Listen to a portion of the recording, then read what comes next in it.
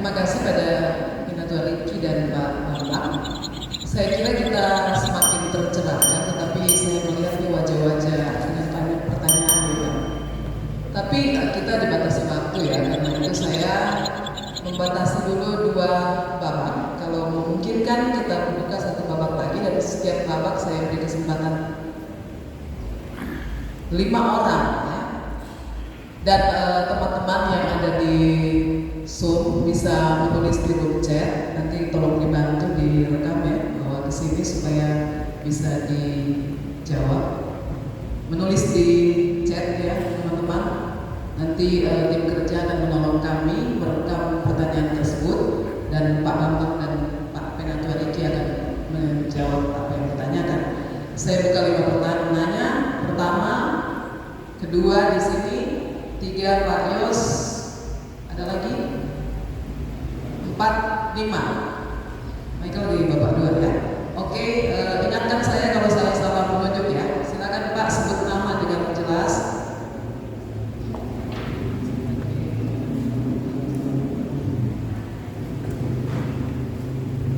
Dan bisakah padat, singkat, jelas? Kalau panjang-panjang nanti kita undang untuk jadi narasumber berikut. Singkat, padat, jelas. Silakan Pak sebut nama Pak.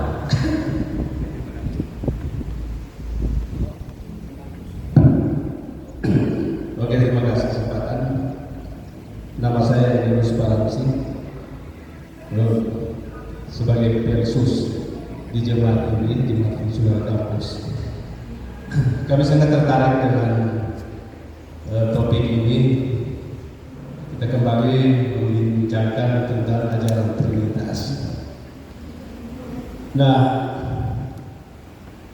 kami sepakat tadi apa yang disampaikan oleh Pak Bambang. Bagi orang Kristen berguna sedikit takut ya kalau menjelaskan tentang Trinitas itu, seperti dari hari yang kompleks ya. Karena apa? Mungkin karena pemahaman kita yang perlu lagi kita banyak belajar ini, sehingga mungkin bagi kita perlu dibekali supaya kita mampu berapologi. Artinya kita mampu melakukan pembelaan terhadap berbagai serangan-serangan yang datang kepada kita, seolah-olah Tuhan kita itu ada 3. Nah, dalam pemahaman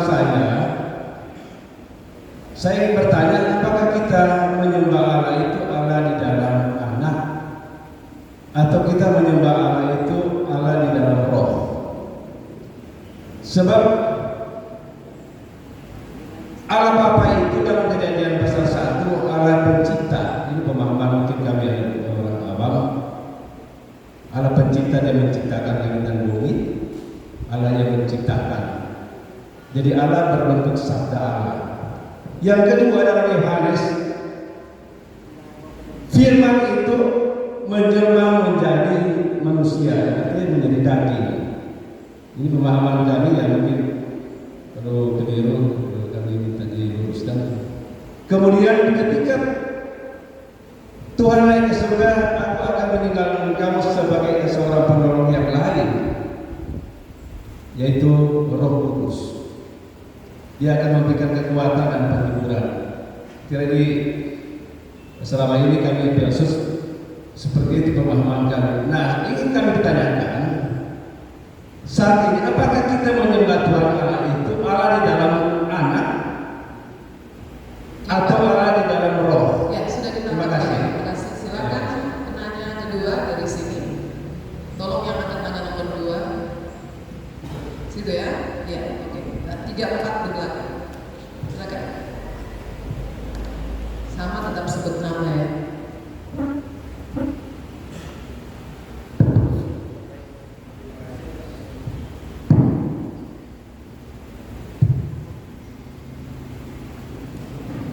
Oke. Baik, terima kasih atas kesempatan. Nama saya Mikael Berloli dan saya warga Demit, khususnya Demit Teguh Kendis dari Tanah Nusa. Saat ini sebagai mahasiswa pasca sarjana teologi di PKN. Nah, langsung saja pertanyaan saya kepada kedua materi. bicara mengenai doktrin Tritunggal, tentu kita harus mengajak bahwa kita harus jujur bahwa ada perbedaan penjelasan atau perbedaan urusan antara gereja timur dan gereja barat.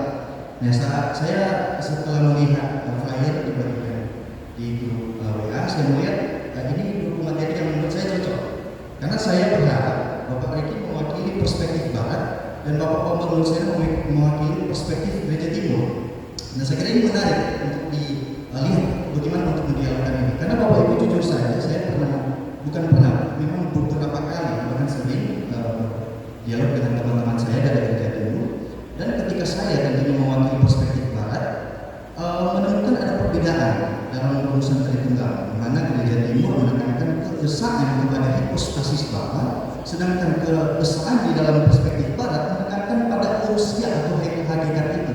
Nah, saya ingin meminta tanggapan dari kedua pemateri terkait hal itu. Bagaimana mendialogkan ini? Karena jangankan bicara soal kita sesama jemaat awam yang sering sekali jatuh dalam legalisme. Gereja timur dan gereja barat sesama saudara dalam tubuh Kristus saja punya perbedaan. Kira-kira bagaimana mendialogkan ini dari perspektif kedua pemateri? Kemudian jadi mendatang ada pertanyaan satu khusus untuk Bapak Manusia. Saya pernah membaca teori dari sekolah Yahudi. Dia namanya kalau tidak salah Alan Segal. Dia menulis atau melakukan riset tentang kepercayaan Second Temple Judaism, tentang adanya dua kekuatan di sorga. Beliau memberi judul bukunya itu adalah Two Powers in Heaven. Nah, ada kemudian teolog Kristen, tadi Yahudi, sekarang Kristen, menyusun menyusun satu buku yang judulnya lebih jelas, bukan Two Powers in Heaven, tapi Two Gods in Heaven. Ada dua Allah dalam kepercayaan Yahudi kuno, bukan Yahudi rabbinik kan, Yahudi kuno. Nah, bagaimana Bapak, apakah ini teori tentang binitarian, ada dua kekuatan atau dua ilah dalam kepercayaan Yahudi awal, itu bisa mendukung ini kepercayaan umat Kristen bahwa Allah itu sebenarnya plural, bukan jamak atau tauhid seperti yang disampaikan saudara-saudara. Saya kira demikian, terima kasih. 3 di belakang. Oh sorry, 3 Pak, ayo silakan.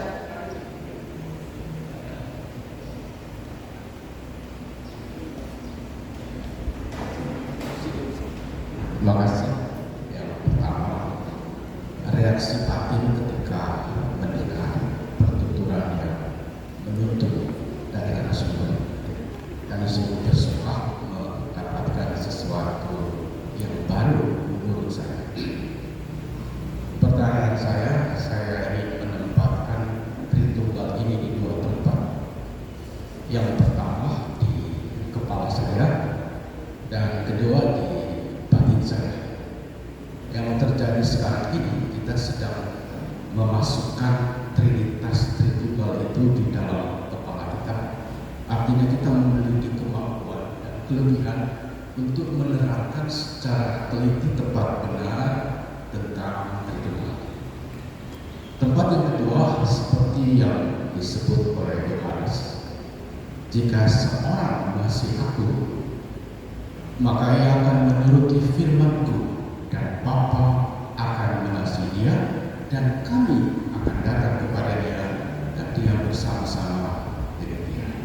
Pertanyaannya dari sini, jika seseorang di mana Tritunggal itu ada dalam dirinya, ketika ia ada dalam persekutuan bersama dengan orang-orang yang sama dengan dia, pernah terdengar doa, ya Roh Kudus, hadirlah Engkau di saat ini untuk memimpin kami.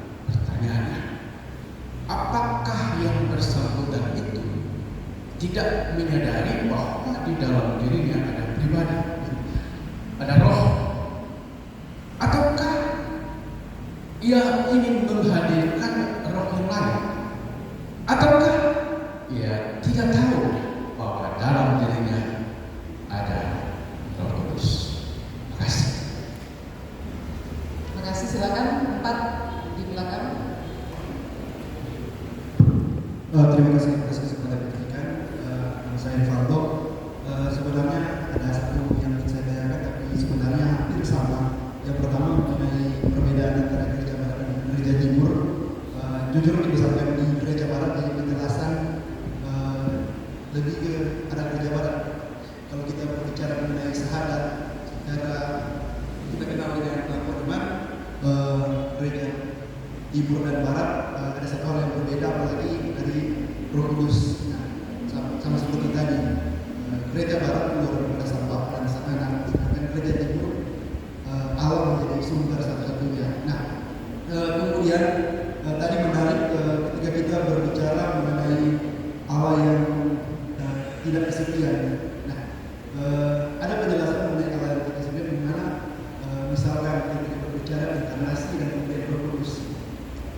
Awalnya Allah itu sendiri, tetapi Allah keluar dari kesepian itu, menghadirkan diri kembali, kemudian Roh Kudus juga adalah kehadiran yang sesudahnya. Jadi ada waktu, ada yang tidak, ada waktu ketika tinggal itu tidak ada. Nah, bagaimana kita menjawab itu?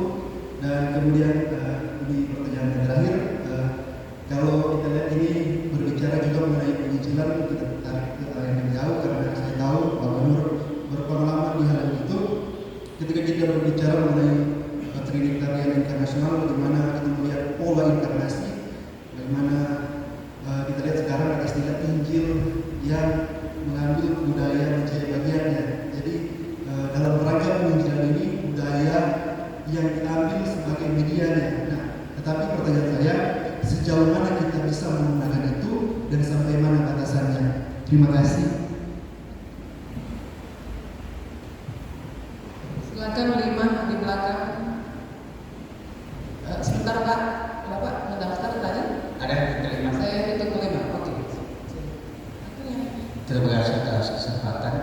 Sebentar. Saya berbangga. Pak, mohon maaf, masih ada 2 bapak ya.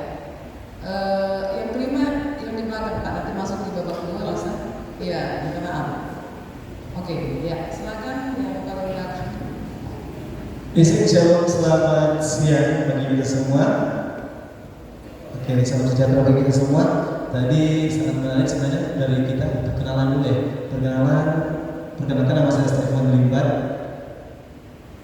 asal Sonder, Jemaat Geming Sion Tanah Sonder. Sebenarnya datang ke sini sebagai pemerhati aja sih. Dan pengen sekalian sebentar meminta foto-foto dari Pak Mursena. Karena aja baru di YouTube, aduh, sering sekali dia mengikuti. Oke, di sini kita sedikit perkenalan dan pertanyaan tadi sebenarnya ini merujuk kepada 2 narasumber kita, dari Pak Wakil Ketua BPMS ini, Pak Mursena.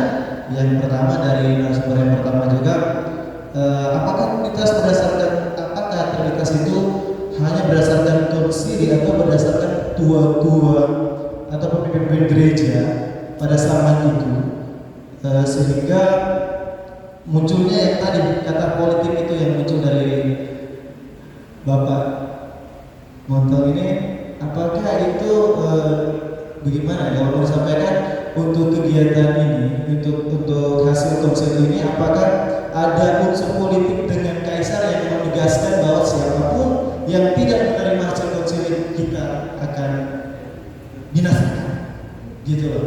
Itu yang pertama, karena sodekan dengan politik, kata-kata politik begini Pak, sensitif sekali. Terima kasih untuk pertanyaan pertama, dan pertanyaan kedua untuk Bapak Mursena.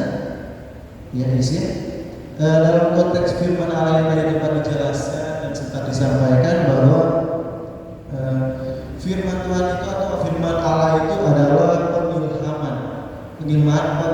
pengilhaman kepada nabi-nabi, kepada rasul-rasul, atau kepada tokoh-tokoh Alkitab yang kita tahu bersama bahwa pengilhaman ini hanya sebagai inspirasi verbal yang orangnya nggak lihat, tetapi kita percaya dengan apa yang masuk ke telinganya saya pada waktu itu. Jadi pertanyaannya langsung aja, apakah semua kata-kata pengilhaman dari Allah ini, ya, bukan hanya sekedar konsep atau inspirasi verbal yang muncul masuk ke telinganya, ataupun dalam bentuk penglihatan cahaya, ataupun dalam bentuk tiang api, tiang awan, ataupun dari surga turun ke langit, dalam bentuk apapun, Sehingga di perjanjian lama itu berbicara bahwa PLO itu di perjanjian lama itu bahwa Allah itu satu, dan di perjanjian baru muncul Allah Trinitas gitu loh. Walaupun memang yang kita tahu bersama bahwa perjanjian lama itu berkaitan dengan pengajaran Yahudi yang mengatakan bahwa Allah itu esa gitu. Tapi ketika di perjanjian baru ya kita sudah lebih didalami lagi dengan mempercayai teologi dari Yahudi sendiri yang kita ikuti John Calvin yang bersikeras untuk bahwa kita itu percaya dengan namanya Tritunggal. Sekian, terima kasih. Saya persilakan pada kedua narasumber, ada 5 penanya dengan 8 pertanyaan. Nanti kita akan masuk ke pertanyaan di Zoom. Tapi saya persilakan Pak Bambang dan Senator Riki. Ya, silakan.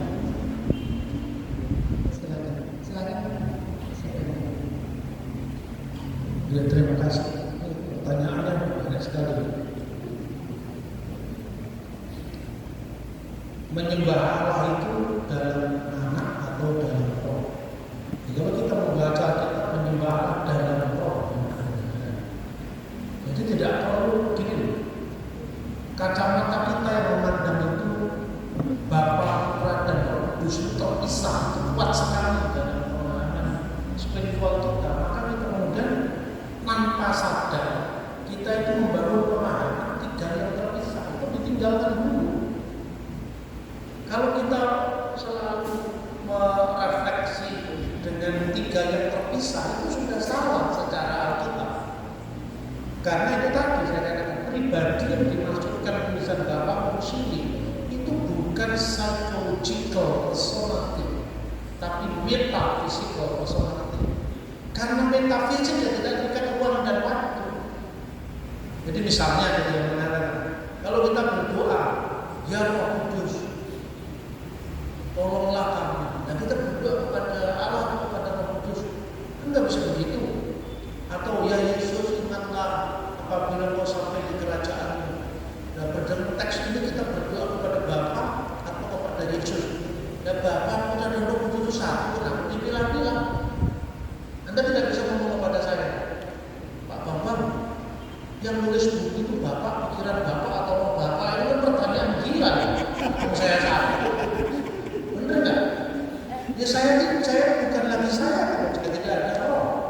Karena apa bedanya binatang sama manusia? Sama punya nafas, tapi dia tidak bisa punya hubungan dengan Tuhan karena yang menghubungkan itu roh. Maka roh kecil bertemu dengan roh besar itu, Roh Kudus itu makanya menyembah Tuhan dalam roh yang tidak oleh ruang dan waktu. Ini konteksnya apa sih? Ini kan konteksnya urusan kiblat sebetulnya itu. Antara orang sama itu dan orang Yahudi menyembah Allah dalam roh itu konteksnya itu. Bukan bahasa roh, tidak ada hubungannya dengan bahasa roh itu. Jadi orang Yahudi sebetulnya kan Israel itu pada masa-masa awal. Kalau saya ngomong tentang Alkitab saja, kadang-kadang orang-orang di luar itu kan menganggap Alkitab itu kan ada soal apa keyakinan Kristen. Kadang-kadang saya terganggu. Kasih pengajaran saya tidak menyamakan Alkitab dengan kitab-kitab lain, saya kasih. Saya ngomong sejarah dulu ya, Alkitabnya berikut. Alkitab kan soal keyakinan. Orang agama lain juga punya keyakinan. Mungkin orang yang berteologi model kayak saya ini belum ada. Ini teologi dalam krisis yang saya lakukan. Karena terlalu banyaknya hujatan terhadap iman Kristen. Saya ingin membangun sebuah pendekatan. Sekali tepuk banyak mati. Ngerti maksud saya? Karena kalau saya bicara di Alkitab ini ke dalam terus.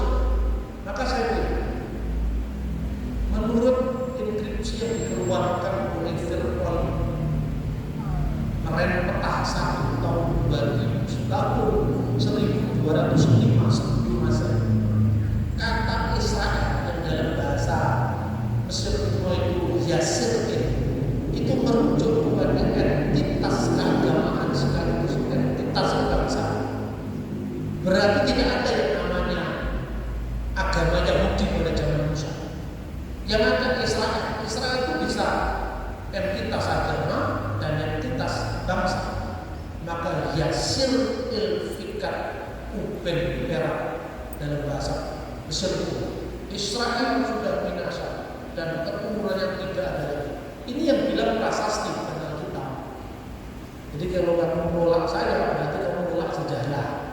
Tapi kalau saya yang menolak Alkitab, mesti aja saya Hindu, saya Kristen, kitabnya Alkitab. Saya selalu kitabnya Quran. Saya tidak mau kalau data sejarah yang dari abad 10 sebelum Masehi, abad 5 sebelum Masehi disamakan derajatnya dengan data dari abad 7 setelah Masehi. Itu yang ingin saya bangun. Soal firman Tuhan itu bisa kita masing-masing. Tapi kalau bicara sejarah ya sejarah gitu. Nah, kapan munculnya perpecahan pertama? Perpecahan pertama itu orang Samaria. Orang Samaria itu sendiri kalau menurut sumber Yahudi dan Kristen itu dia ditolak dalam pembangunan bait suci yang kedua sepulang dari pembuangan Babel tahun 539 sebelum Masehi, karena mereka dianggap menikah campur dengan 5 suku: Babel, Hamat, Kuta, Awas, Sefarwain. Maka Yesus menyimpir, kamu telah menikah 5 kali dan yang terakhir ini juga bukan suamimu. Artinya kamu menyembah Yahweh Allah Israel tidak benar juga. Gitu loh kira-kira. Tapi bagi orang Samaria sendiri, kami ini somer Ha'ora. Kami ini adalah penjaga Torah. Kami tidak terpisah dari orang Yahudi setelah pembangunan bait suci yang kedua pulang dari Babel, tidak. Tapi kami memisahkan diri dari kejahatan anak-anak Imam Eli di masa Hakim. Karena jurusan kitab Yosua sampai Maliaki itu kepada Yerusalem, maka orang Samaria tidak percaya dengan kitab-kitab setelah kitab Ulangan. Dia yang percaya dengan kitab Taurat Musa. Lah ini pun kalau nggak dimulai secara sejarah, orang bisa salah paham lagi. Dia mengatakan Taurat Samaria berbeda dengan Taurat Yahudi. Lalu mulai ujung-ujungnya Taurat sudah tidak asli lagi, sudah dipalsukan. Ujung-ujungnya dari itu. Makanya untuk menghajar alam pikiran yang tidak sehat ini, saya melintas batas kemana-mana. Jadi orang bingung, bagaimana Pak? Itu muter-muter dulu kan nggak muter-muter, kan udah pinter-pinter. Nah 2 ayat gitu. Terus saya jelaskan. Bagi orang Samaria kan hanya 5 kitab yang dimaksud. Yang tadi tujuan pemasuk kita. Ini bukan ada perbedaan ribuan ayat antara orang Samaria dan orang Yahudi. Pertama, karena kalau dia hanya percaya dengan 5 orang saja, Kejadian sampai Ulangan, dia kan nggak sampai tanah perjanjian. Mengitab Ulangan baru sampai lihat di Gunung Nebo dari tanah perjanjian. Lalu untuk dia sampai kepada tanah perjanjian, min Yerusalem. Yerusalem tidak dimasukkan karena Yerusalem tidak percaya di kota suci, karena baik Allahnya ditolak kan, diganti bukan dari sini. Maka ayat-ayat yang di kitab Nabi Yosua dimasukkan di Taurat Samaria itu baik dituduh pemalsuan. Padahal itu karena apa? Tauratnya lebih tebal karena dimasukkan ayat-ayat dari kitab Yosua itu satu. Kedua, spesifikasi bukit Gerizim. Makanya kalau dalam teks Taurat Yahudi Kristen, Kejadian pasal 22 itu berbunyi Yomer kahna et kineka et yehideka asar ahapta et yitsa filehleka el erek hamuria. Ambillah anakmu yang tunggal yang kau kasih yaitu Ishak dan bawalah dia ke tanah Moria, diganti dengan orang Samaria VL Hamuri, tanah Muri, Gerizim itu lagi itu perbedaannya, dan yang lain-lain perbedaan varian kecil. Nah orang Samaria karena hanya percaya 5 Taurat Musa, maka Mesias yang 3 mantra itu bilang, Mesias bukan nabi, imam, raja. Itulah Mesias Yahudi dan Mesias Kristen.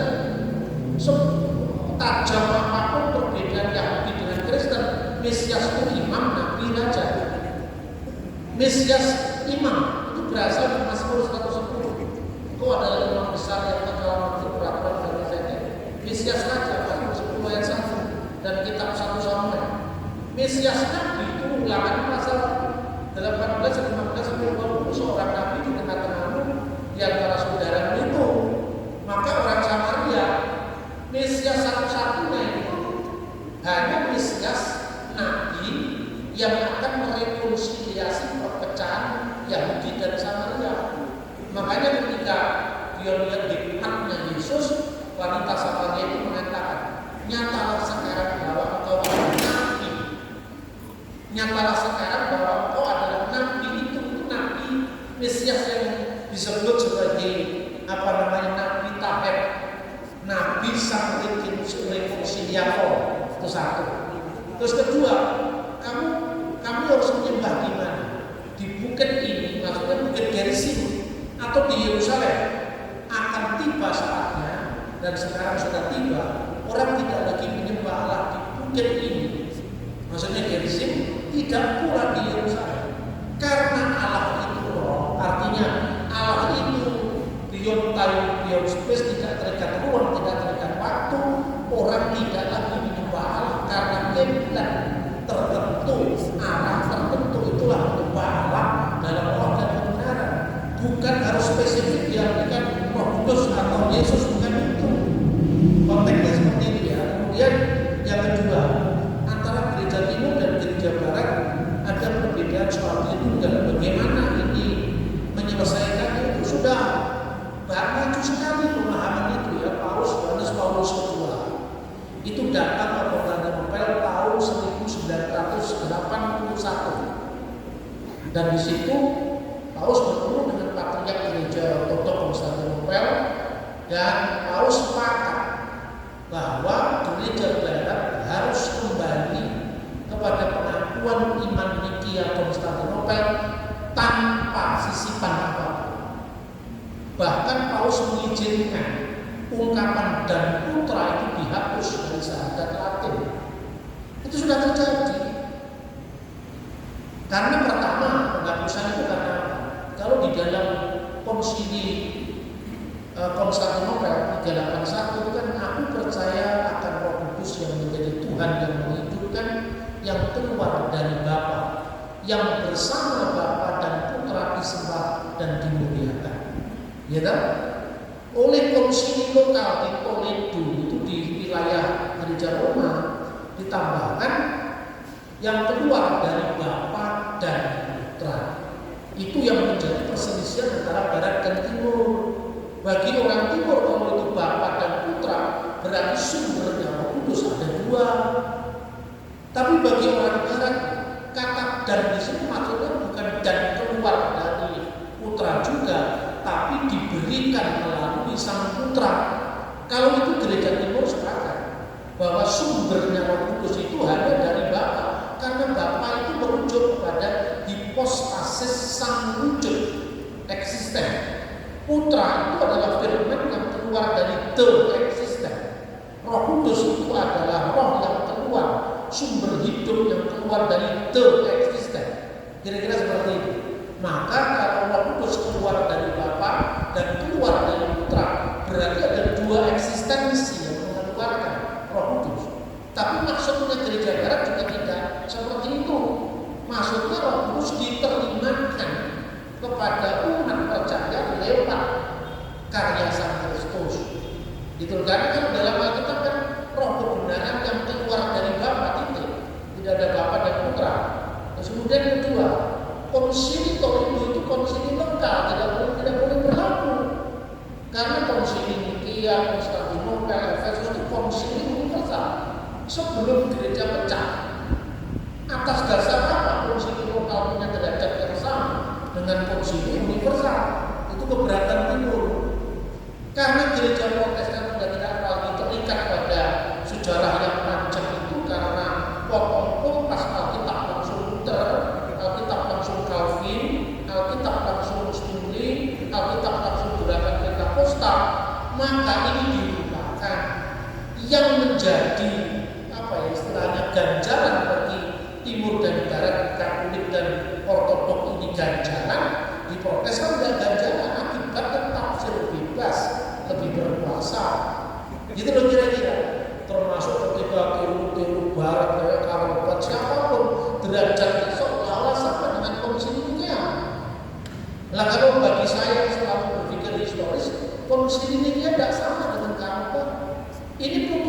gereja sebelum perpecahan, putusan gereja sebelum skisma besar, sebelum skisma kecil, maka tidak sama derajatnya dengan pendapat perorangan. Bahkan pendapat Tertullian pun kalau tidak disahkan dalam konsili itu juga tidak mengikat. Tapi karena dalam hal ini Tertullian benar, ya tidak apa-apa. Karena kata homo usios itu kan sebetulnya kata usios itu kan usia tres hipostasis. Lah oleh Tertullian diterjemahkan dalam bahasa Latin una substantia tres personae, kan gitu kan. Maka itu bukan tinggal sebagai ucapan Tertullian semata, tapi sudah disahkan dalam konsili. Nah, begitu juga pengakuan iman lokal itu. Pengakuan iman rasul itu tidak mengikat di gereja timur, karena itu bukan putusan konsili. Gereja timur itu sangat yuridis, sangat sangat historis. Ini kan bukan putusan konsili, tidak mengikat kami. Padahal keseluruhan dari pengakuan iman rasul itu benar, tapi tidak mengikat kami karena itu bukan putusan konsili, itu tradisi gereja Roma. Karena sebelum pengakuan iman universal ini masing-masing gereja punya pengakuan iman lokal.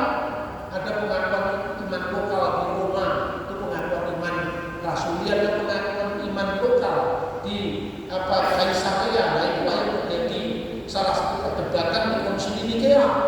Karena pada waktu itu Arius itu orang yang tebar pesona. Jadi dia bukan bapak gereja, dia itu pendapat perorangan, tapi karena dia itu orang karismatik yang berkhotbah menarik dengan pintar menyusun kata-kata, dia bikin keonaran di mana-mana dan dia tidak punya hak untuk bicara karena dia hanya presbiter biasa. Dia bukan seorang pemimpin gereja, dia bukan uskup. Karena dampak dari pernyataan yang kuat sekali, maka sampai Kaisar Konstantin mengirim orang namanya Hosius untuk melakukan investigasi. Konsili Nikea ini sudah dipersiapkan 7 tahun, antara tahun 318 sampai bulan Juni tahun 325. Jadi ini bukan putusan mendadak Kaisar. Kaisar pun ditentang oleh Athanasius sampai Athanasius diasingkan 5 kali dalam pembuangan. Pada waktu itu juga Kaisar ini maunya kan pendekatan politik. Orang politik itu kan yang penting aman lah. Ya bolehlah kau berdebat, tapi jangan merusak penampangan, jangan merusak pasokan ekonomi. Karena gandumnya Konstantinopel itu kan diambil dari Mesir. Nanti kalau Mesir ramai dengan Konstantinopel, setoran gandum macet kita dengan seperti itu. Maka kemudian Konstantin menganggap itu tidak serius, main-main. Dia mengatakan, aku sudah menghabiskan separuh perjalanan menuju ke kotamu, tapi begitu mendengar peristiwa yang tidak penting ini, aku memutuskan untuk membatalkan perjalanan ini. Bagi Konstantin tidak penting, tapi bagi Athanasius itu soal hidup dan mati. Tritunggal itu bukan soal konsep data, Tritunggal itu pengalaman iman. Polikarpus sebelum dia mati syahid, dibakar di perapian itu, dia memuja Allah Tritunggal. Jadi Tritunggal itu bukan sekedar konsep rasional para bapak gereja, itu pengalaman iman yang mendahului perumusan. Rumusannya baru kemudian kepada persoalan itu. Setiap agama itu rumusannya kemudian. Coba apa hubungan antara sifat Allah dan zat Allah dalam Islam? Kata Imam Al-Maturidi, as-sifatul laisatil dzat walahiyatullah. Sifat itu tidak sama dengan zat Allah, tapi juga tidak berbeda dengan zat Allah. Terus Anda mengatakan, oh Imam Kristen itu rumit. Ini kalau dibahas sama rumitnya. Coba tanya kepada saudara-saudara Muslim yang belajar ilmu kalam.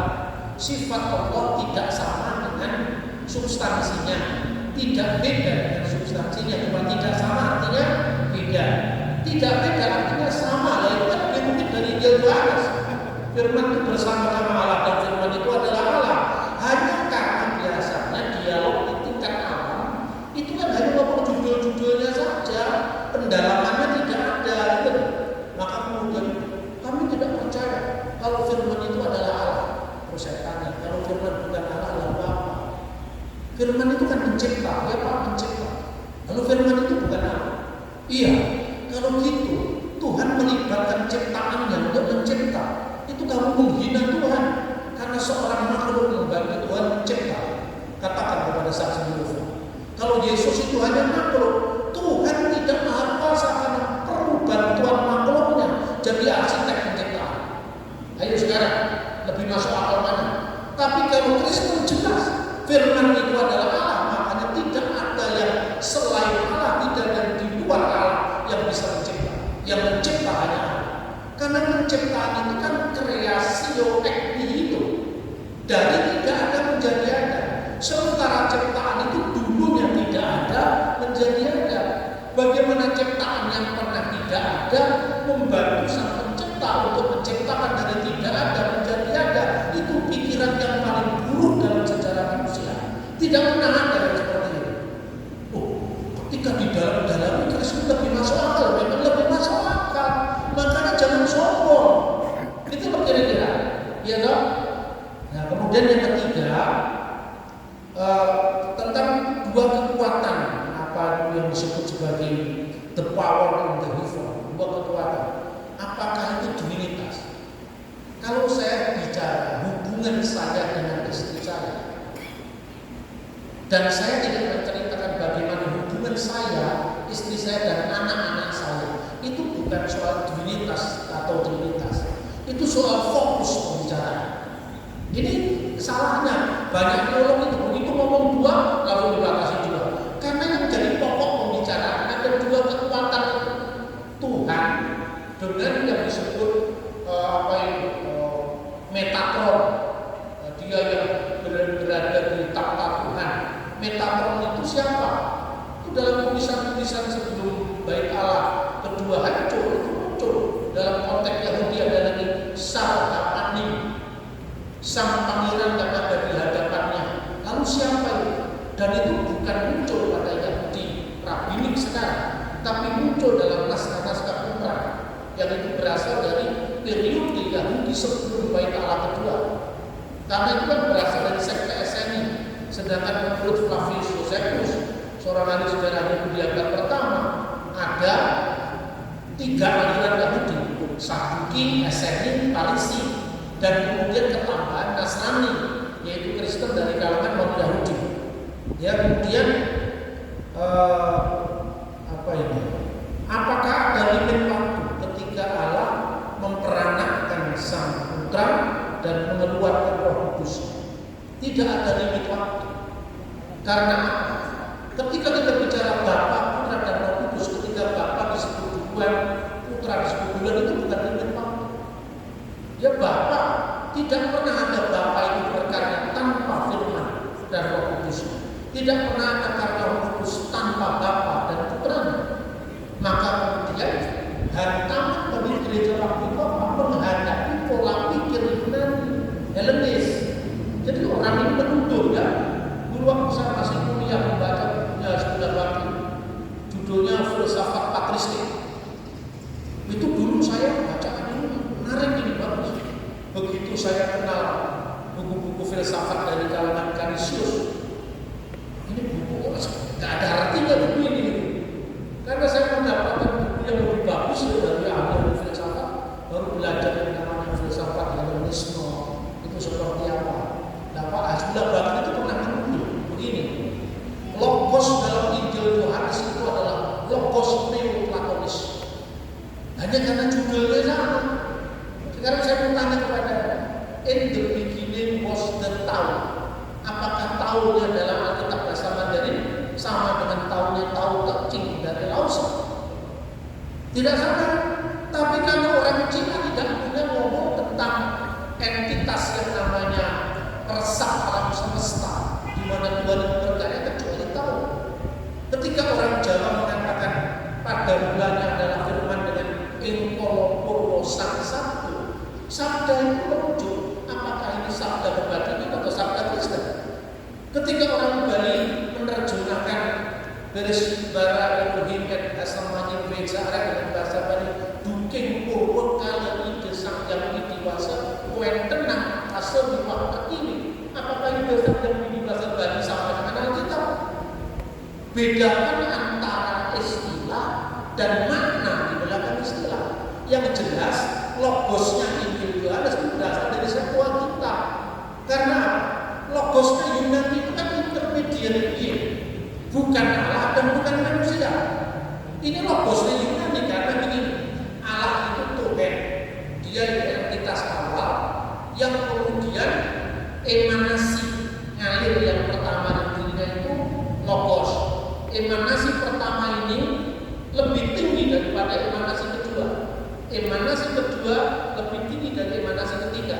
Emanasi ketiga lebih tinggi dari emanasi keempat. Emanasi itu kalau bahasa Jawa dilewet, jadi mengalir, kental itu dari sang wujud. Maka ada ajaran martabat tujuh dalam aliran kebatinan.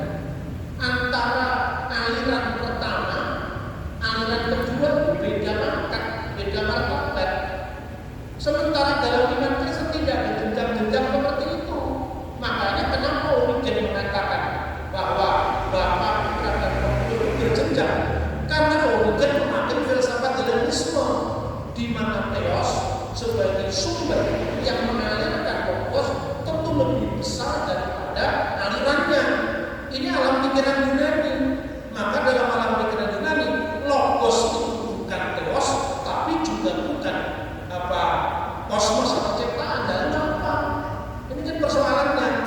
Maka dalam iman Kristen Theos itu logos dan Theos itu adalah Allah. Tetapi Hologos Sax Egeneto dan Firman itu telah menjadi manusia, sepenuhnya manusia. Ungkapan Firman sepenuhnya Allah ketika menjadi sepenuhnya manusia ini menghantam telak filsafat Yunani. Jadi beda, makanya dalam pengakuan iman kan ditegaskan, aku percaya akan satu Allah Bapa yang Maha Kuasa, Khalik langit dan bumi, segala yang kelihatan dan yang tidak kelihatan. Ini gampang menguraikannya, karena di agama apapun juga seperti itu. Tinggal dijelaskan, oh Bapa itu bukan cuma jenis kelamin. Bapa itu lahir dari ungkapan patrilineal yang artinya yang Maha Kuasa, yang berdaulat, yang berotoritas. Bukan berarti Tuhan tidak punya sifat keibuan. Makanya Rahman, Wirahum, Rahaman itu Rahum itu rahim. Tuhan itu punya sifat seperti ibu yang menggendong bayinya. Itu loh. Jadi artinya tidak ada dominasi gender di sini. Tinggal menjelaskan istilah Bapa. Dan anak Yesus Kristus, anak Allah yang tunggal, monogenes Theos, yang dilahirkan dari Bapa. Mana ada di dunia ini orang yang lahir dari Bapa? Semua cuma lahir dari mana kan? Diperanakan dari Bapa artinya apa? Itu bukan diperanakan fisik. Kalau diperanakan fisik dari ibu, dan artinya Allah itu tidak beranak dan tidak diperanakan.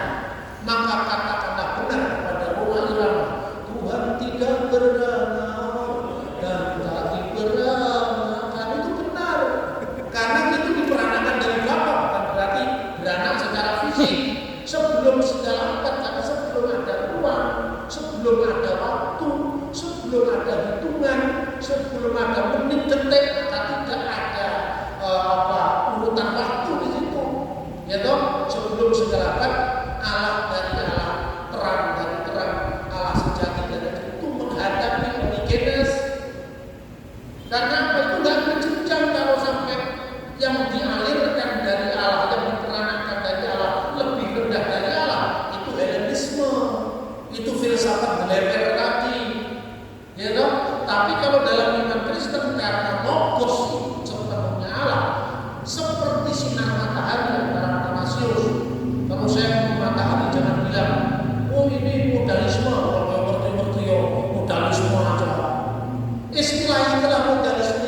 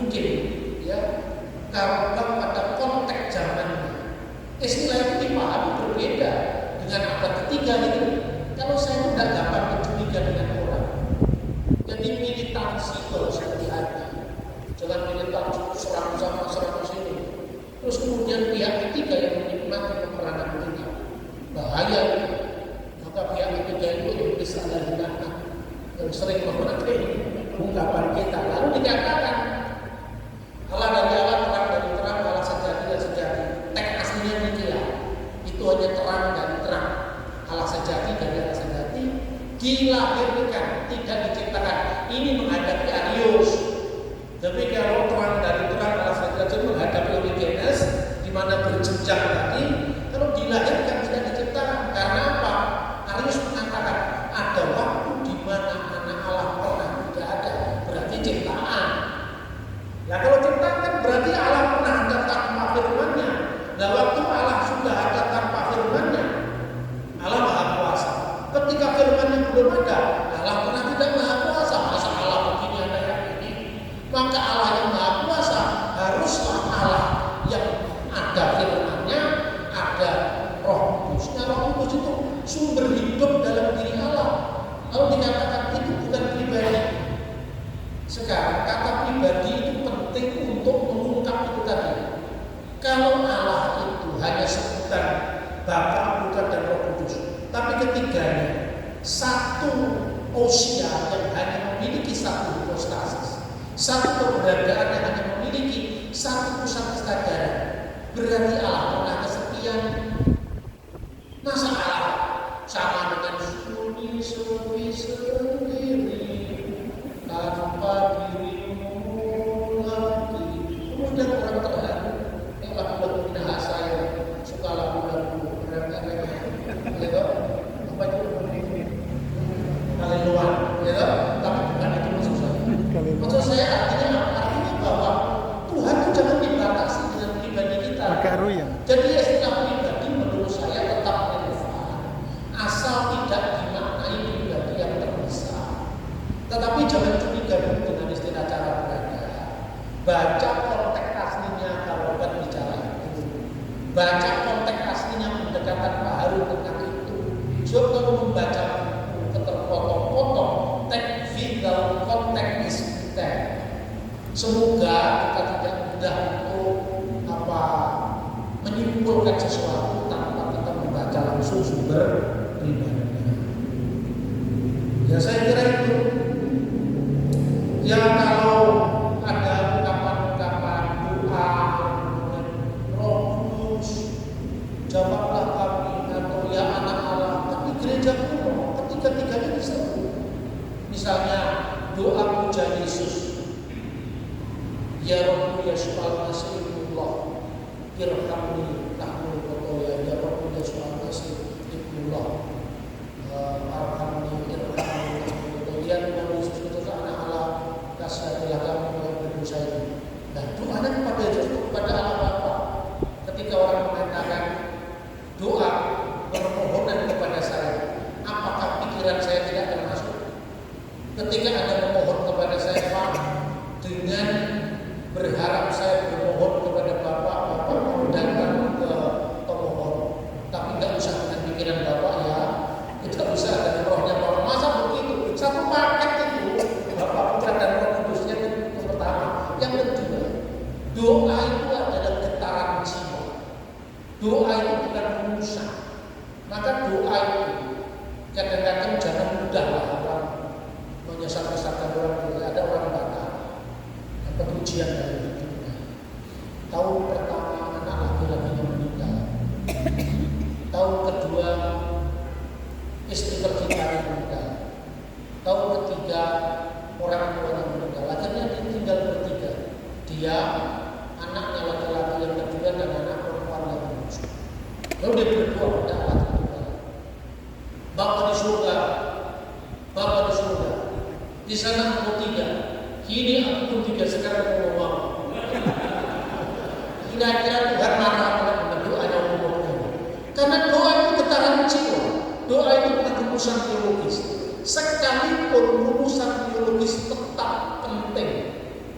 Ya, rumusan teologis tetap penting. Makanya kalau kita dalam sejarah gereja ada Arianisme, Sabellianisme, Modalisme, itu pagar atau tanda hati-hati agar kita tidak jatuh ke lubang yang sama. Nah itu saya kira semoga ini sudah selesai. Terima kasih.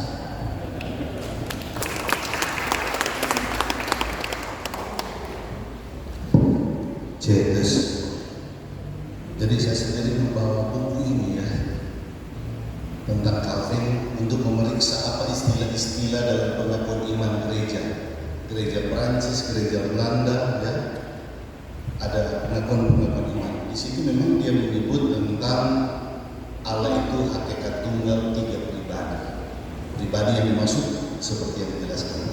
Jangan dianggap terpisah, jangan bisa beli buku ini dan ini yang kita pakai.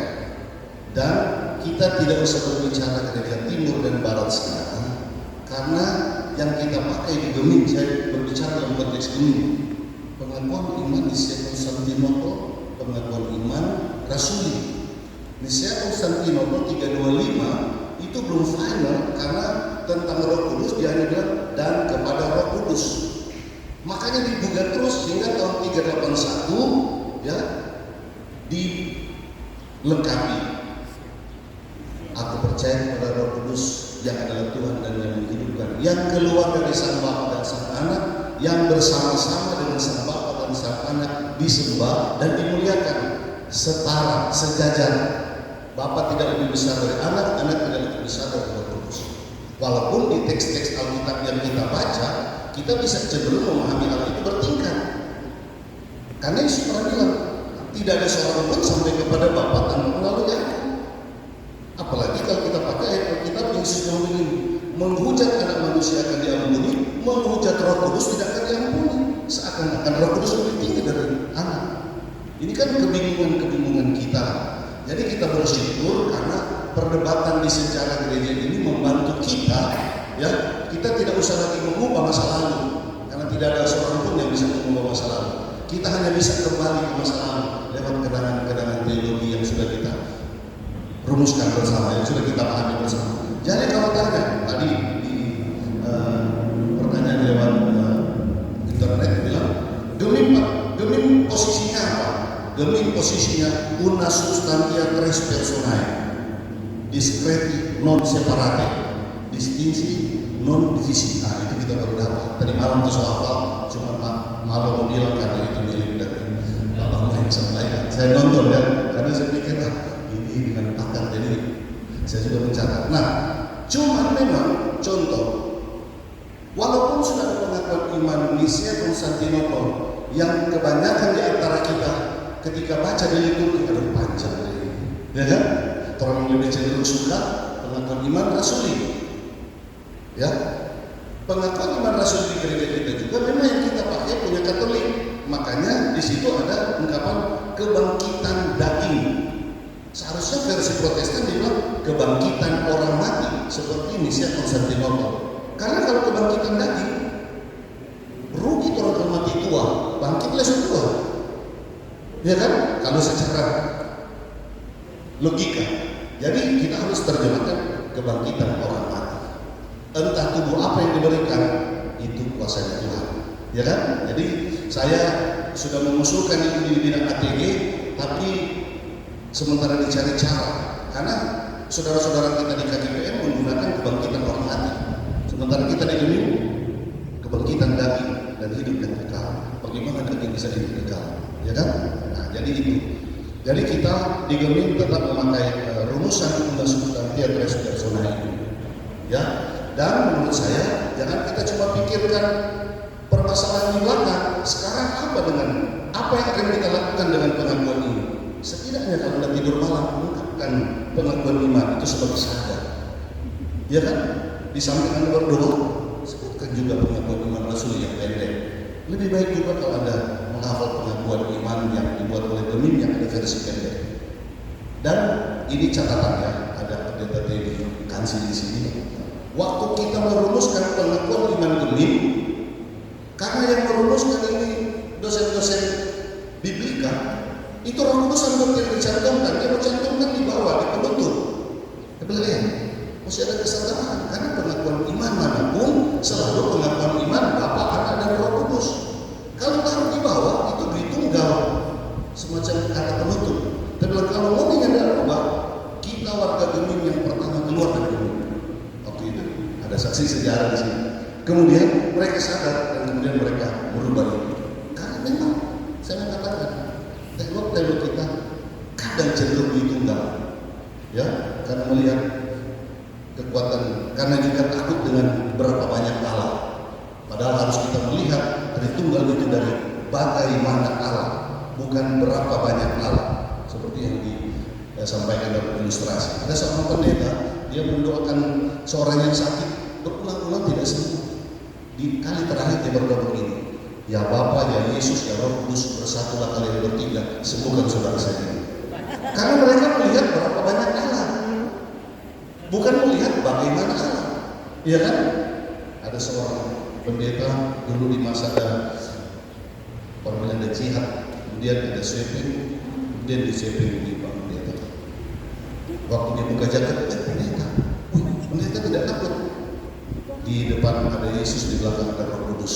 Kalau begitu saya bilang konsep 3. Ya.